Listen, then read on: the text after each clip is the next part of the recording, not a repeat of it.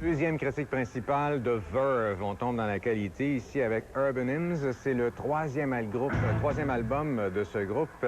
Il y a une compile aussi qui était sortie en Amérique, mais c'est vraiment le troisième album du groupe de Verve. C'est un M+, ici, donc on le joue énormément. Ça veut dire que le comité de programmation croit, et avec raison, au groupe de Verve. C'est vraiment très bon, Bittersweet Symphony. Donc c'est un groupe qui vient d'une petite ville qui s'appelle Wigan, en Angleterre. J'y ai jamais été, j'imagine qu'elle est petite ou elle est grosse. Bref, ils ont sûrement l'eau courante.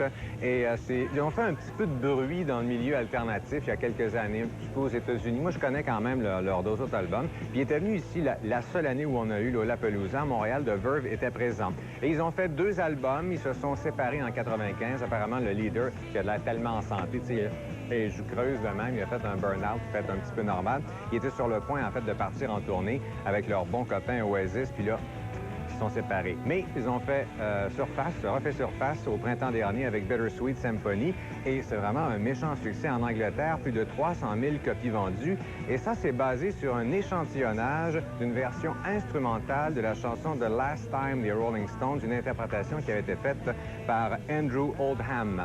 Donc, essayez de trouver ça, je sais que je ne l'ai pas chez nous. Et quand j'étais à Londres cet été, je sais que c'est là que je suis devenu complètement accro sur cette chanson-là.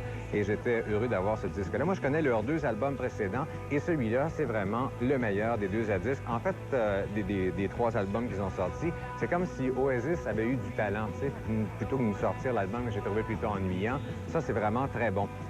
Ça fait dans les sonorités, penser un peu à Radiohead et aussi un groupe qui est moins connu mais qui est excellent, qui s'appelle James, le son de la voix de Richard Ashcroft. Donc, c'est vraiment planant, psychédélique, rock, acoustique, bonne balance de l'électrique et l'acoustique.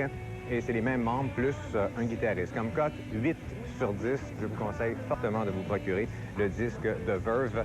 Et c'est à souhaiter qu'ils obtiennent enfin du succès. Voici un extrait d'excellente chanson.